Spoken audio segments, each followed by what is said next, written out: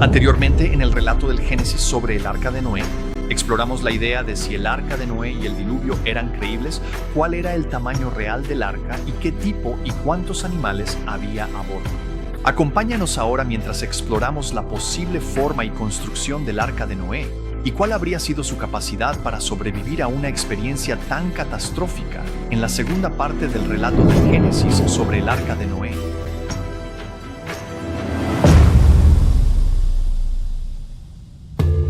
El arca de Noé ha sido representada de muchas maneras a lo largo de los años, incluso dentro de la iglesia cristiana. Y esto probablemente se deba a que, a diferencia de otras construcciones especificadas divinamente en la Biblia, que son descritas meticulosamente, como las descripciones del tabernáculo de Moisés o el templo en la visión de Ezequiel, la descripción del arca en Génesis 6 es muy breve y se limita a los versículos 14, 15 y 16.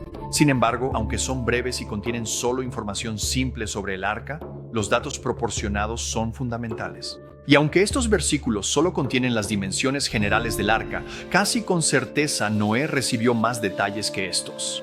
Es importante darse cuenta de lo que no se declara explícitamente aquí, porque a pesar de la descripción mínima, la Biblia no dice específicamente que el arca fuera una caja rectangular. De hecho, las escrituras no dan ninguna pista sobre la forma exacta del arca de Noé, aparte de las proporciones, largo, ancho y profundidad. Debemos reconocer que los barcos han sido descritos así durante mucho tiempo sin que eso implique jamás un casco en forma de bloque cuadrado. El patriarca Moisés, autor del relato, utilizó el término hebreo poco común tebá para describir el arca, una palabra que solo vuelve a usarse para la canasta que lo llevó de bebé por el Nilo, en Éxodo 2:3. Así que se usó la misma palabra para describir tanto un enorme barco de madera como una pequeña canasta de mimbre recubierta de brea, y podemos estar bastante seguros de que la canasta del bebé no tenía las mismas proporciones que el arca. Y las canastas egipcias de la época eran típicamente redondeadas. Aparte de eso, ambas flotan, ambas salvan vidas y ambas están cubiertas. La similitud termina ahí. Así que quizás Tebá simplemente signifique bote salvavidas.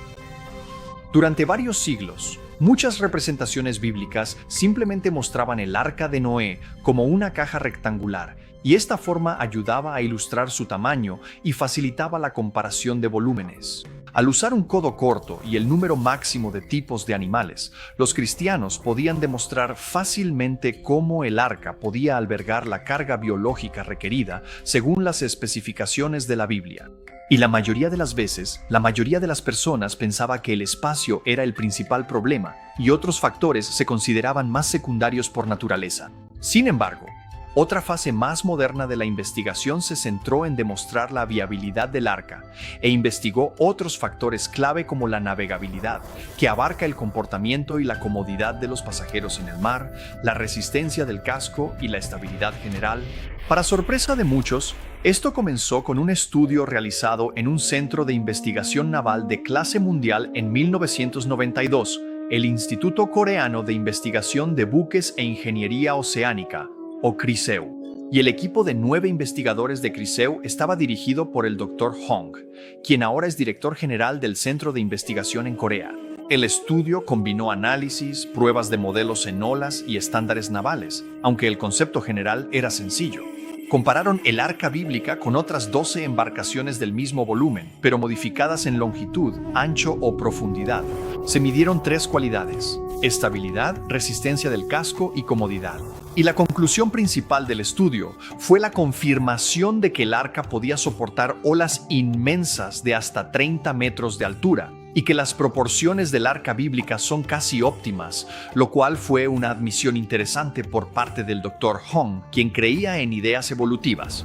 Aunque el arca de Noé solo tuvo un desempeño promedio en cada una de las cualidades por separado, estuvo entre los mejores diseños en general. En otras palabras, las proporciones muestran un equilibrio de diseño cuidadoso que se pierde fácilmente cuando se modifican de manera incorrecta. No es de sorprender que los barcos modernos tengan proporciones similares. ¿Por qué la mayoría de los barcos se parecen entre sí? ¿Por qué esas proporciones generales funcionan? Es interesante notar que este estudio refuta la afirmación de que el Génesis fue escrito solo unos pocos siglos antes de Cristo y que se basó en leyendas sobre el diluvio, como la tan mencionada epopeya de Gilgamesh. En ella, el arca babilónica tiene forma de cubo, algo tan alejado de la realidad que ni siquiera el casco más corto del estudio coreano mencionado se le acercaba. Pero esperaríamos errores en otros relatos del diluvio, como el de Gilgamesh, ya que la narración bíblica de Noé habría sido apropiada y distorsionada a medida que se transmitía a través de diferentes culturas. Pero quedaba un misterio.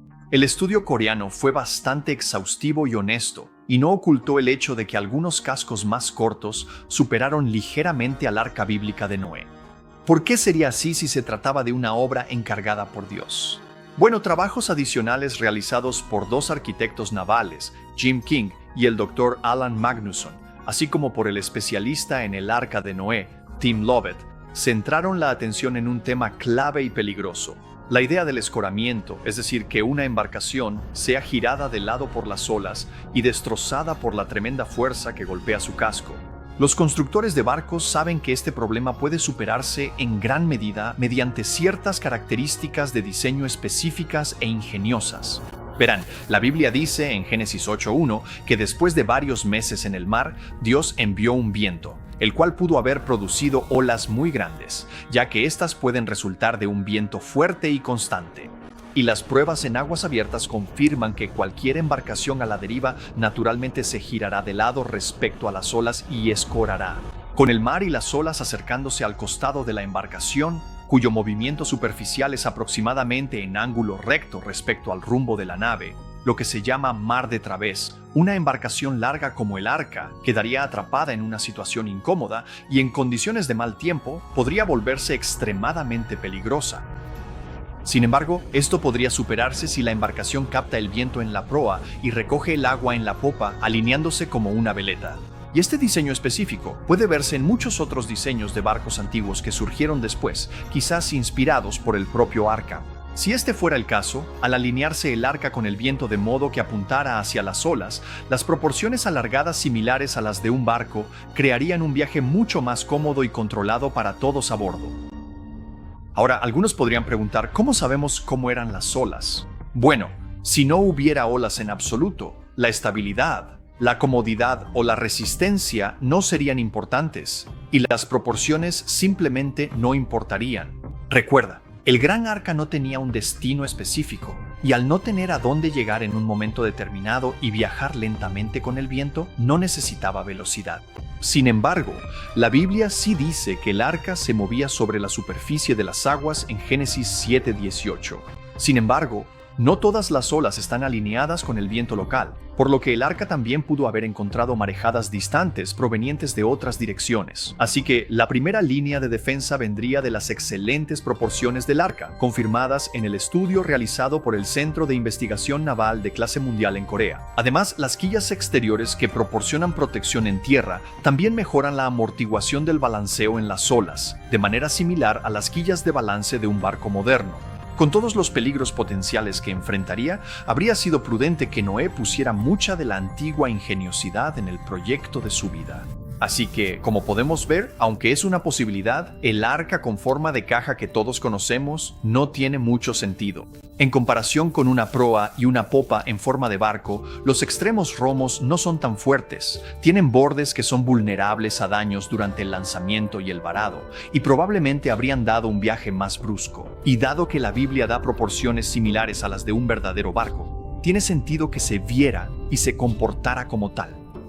El diseño representado es un intento de dar forma al esquema bíblico utilizando experimentos reales y evidencia arqueológica de barcos antiguos. Aunque las escrituras no mencionan una característica para atrapar el viento en la proa, tampoco el relato abreviado que se nos da en Génesis menciona el agua potable, el número exacto de animales, ni la forma en que salieron del arca. Así que nada en esta nueva representación del arca contradice las escrituras. De hecho, muestra cuán precisas son las escrituras, ya que las proporciones son muy realistas.